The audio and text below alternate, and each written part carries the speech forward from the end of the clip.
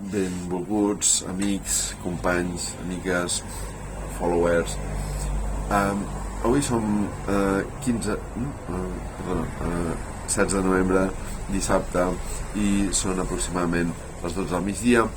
Estem a una temperatura aproximada de 15 graus de temperatura, cel variable amb algun núvol.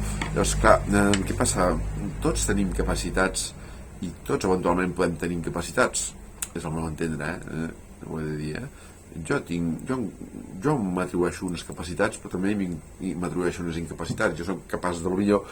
Hi ha qui diu que la gent en general són capaços de lo millor, de fer les coses autènticament millor a la vida, i són autènticament capaços de fer absoluts desastres i són incapaços de fer qualsevol altra cosa molt malament.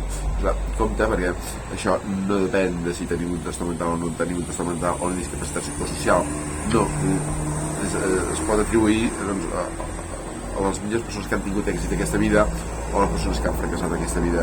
Qui més que menys és capaç de lo millor i de lo pitjor. Al meu entendre, esclar.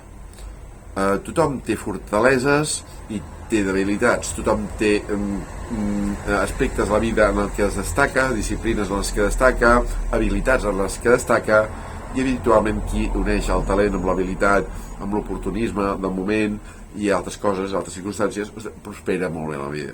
Llavors, clar, compte, perquè tothom té fortaleses, però també té debilitats, i reconèixer que una persona té debilitats, que hi ha alguna cosa que li surt malament, hi ha alguna cosa que no va bé, fins i tot els genis que hi ha hagut a la història han sigut persones que reconeixen les seves incapacitats, la seva manca de tenir alguna habilitat, algun coneixement que ell ignorava, i que doncs, sempre és bo aprendre fins al final de la vida.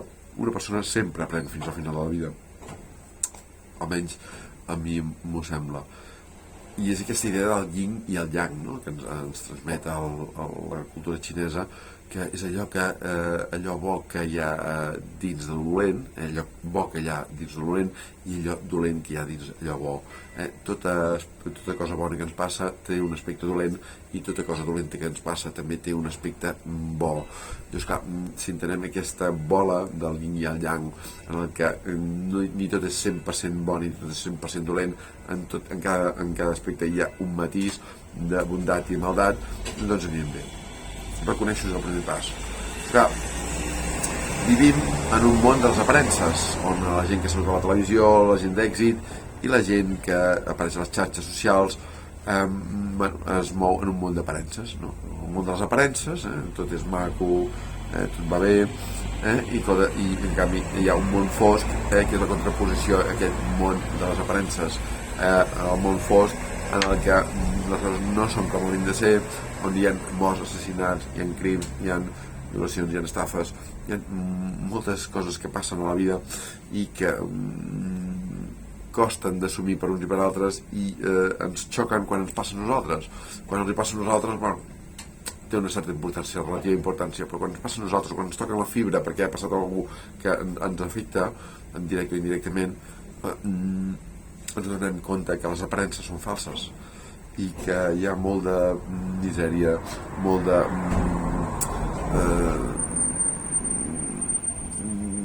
d'infelicitat en el món, i molt de crim, i molt de món fosc i de món que està per sota, que quan afloreix, quan se'ns fa veure el resultat de les conseqüències que té haver-hi aquest món fosc i aquest món corrupte i aquest món ple de crim i de delictiu que hi ha per aquests mons de Déu, doncs ens adonem compte que no tot és tan ideal. Hi ha persones que destaquen per ser famosos i populars en contraposició a gent miserable i beguda que passa desapercebuda. Jo us posaré un exemple d'això que deia de les capacitats, incapacitats, fortaleses i habilitats. Anem a suposar un personatge arxiconegut a Catalunya, a Espanya, arreu del món, la Shakira, la cantant. Tu agafes la Shakira i li dius: mira, Shakira, mira, vine aquí. Li dones un pot de pintura i un rodet perquè pinti una paret, i a veure què et diu la tia. A veure què et diu. Què m'estàs cantant? això ja pago jo perquè m'ho faci un altre. És que ni dir-ho, perquè a vegades aquesta gent ja, com que es queda sobreentès que això no ho farà mai la Shakira. I que em vols a Shakira aquí agafar un rodet i pintar? Què m'estàs dient? Això, hi ha coses que són obvietats per a aquestes persones, per a aquests celebrities, per a aquesta gent que guanya un pastor dineral, que són estrelles mundials, que com que queden tan mimetitzades amb l'entorn, com que ja se sap que aquesta gent té una fortuna que no cal ni plantejar-se el sol fet d'agafar un pot de pintura i pintar una paret, qui diu això, no sé, anar a comprar una beguda des d'un supermercat. I malgrat tot això hem vist la Madonna passejant-se en bicicleta per Barcelona amb unes ulleres fosques i intentant passar desapercebuda. Ja costa, però evidentment que les molt famosos i populars no voldrien ser reconeguts perquè voldrien mimetitzar-se amb la societat i no poden perquè tenen una cara pública molt visible, molt famosa, molt coneguda, que són fàcilment identificables, no? Ara us diré que jo penso que viure permanentment en l'èxit no és possible. Viure aquí dalt no és possible. El fracàs forma part de la vida. Forma part. I si un no té recursos propis per sortir-se'n, haurà de demanar ajuda, perquè no queda altre recurs. I on demanaràs ajuda a algú que té més, a algú que pot ajudar, a algú que pot proveir aquesta ajuda que tu necessites, ja sigui econòmica o sigui d'un altre tipus. Una ajuda, un recolzament emocional a la teva causa, un recolzament de parar l'orella, de parar l'espatlla perquè et ploren a sobre, és algun tipus de recolzament, algun tipus d'ajuda. Parar l'orella ja tan sols és una ajuda, prestar atenció, demanar empatia de l'altre, demanar, escolta, jo tinc aquest problema, i circumstancialment reconèixer que tu no pots fer front a aquest problema, un no pot ser permanentment fort i aquí jo me'n sortiré, jo sóc jo i jo ho podré tot perquè jo sóc invencible, perquè jo, malgrat tot això que em passa, jo segueixo el peu que no. Quan aprèn aquesta actitud, acaba enfonsant-se, derrotat, perquè la mateixa psicologia una persona no pot assumir tantes i tantes responsabilitats, pujar una família, mantenir una feina, tenir un nivell de despeses i ingressos, pagar els impostos, no pot mantenir aquí una rigidesa amb una postura i jo faig tot i jo ho faig perfecte, perquè una persona ha d'anar-se en contra les seves febleses i hi ha un moment que, saps, les coses es tomben. I un ha de deixar-se tombar, perquè si un manté la posició recta i tot s'està tombant al teu voltant, acabes desplomant. No hi ha altra. I esclar, per tant, demanar ajuda perquè algú té flaqueses, perquè algú flaqueja d'algun cantó a un altre, és intel·ligent, perquè si no ets intel·ligent no faràs això. Ser intel·ligent també forma part, és dir, escolta, jo aquí no arribo, jo aquí fracasso, jo aquí necessito d'algú altre perquè jo sol no me'n surto. Llavors demanar ajuda, o demanar recolzament, o demanar escolta, o demanar empatia, o demanar, escolta, ajudeu-me perquè jo sol aquí no hi ha manera. És alguna manera de dir, no sóc invencible, no sóc Superman, no sóc aquest. Esclar, qui no ho fa, qui no demana ajuda, no pot ser sempre el 100% fort, invencible, indestructible. Les persones són de carn i ossos, tenim emocions, sentiments, tenim errors, tenim encerts, tenim de tot, però aquí no som elements monolítics. Fins i tot els homes més rics del món també flaquegen d'algun cantó.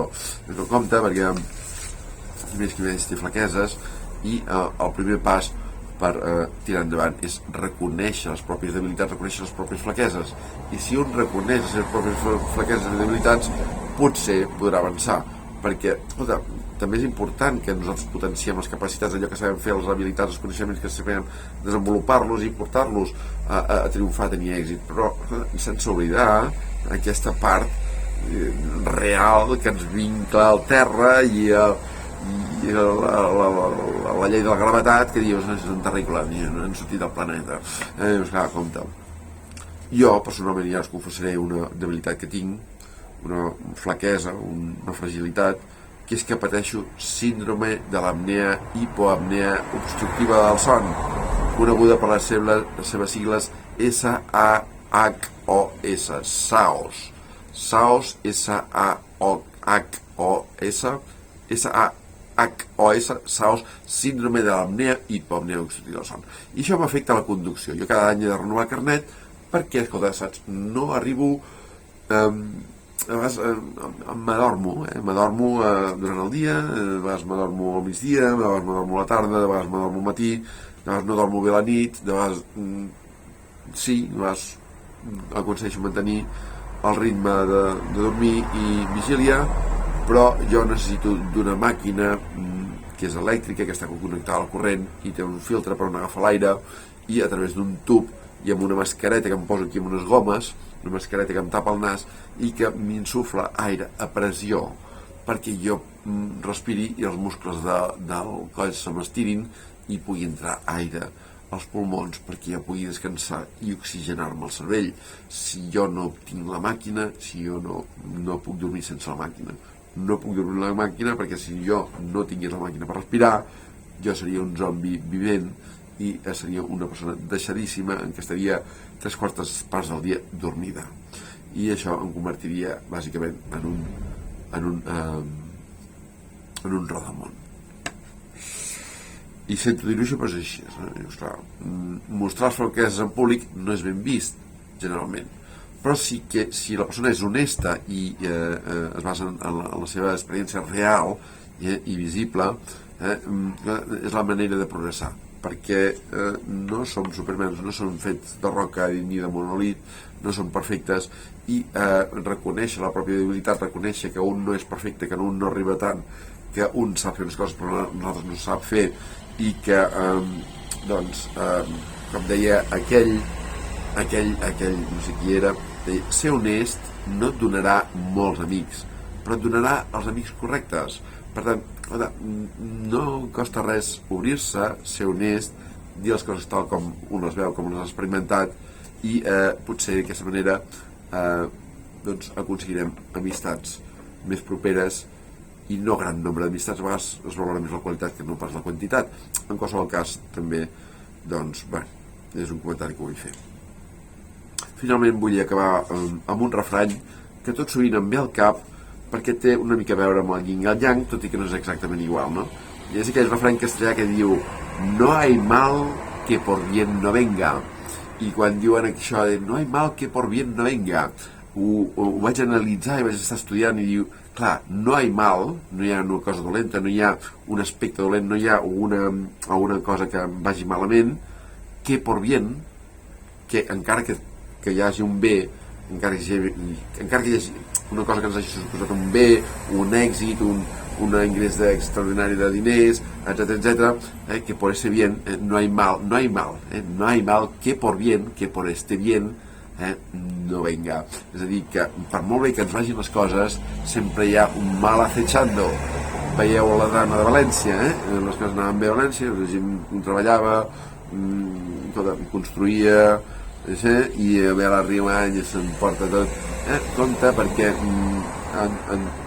qui més que no parlo específicament de la regió geogràfica de València, sinó en general, no podem tancar l'ull, perquè qualsevol cosa que ens vagi bé sempre hi ha un mal acechando que ens enfonsarà el castell, i si ens enfonsa el castell l'hem de reconstruir, i això forma part de la resiliència, i amb això vull acabar. Gràcies per la vostra escolta, us estimo a tots, totes i totis, igual que m'estimo a mi mateix. A reveure.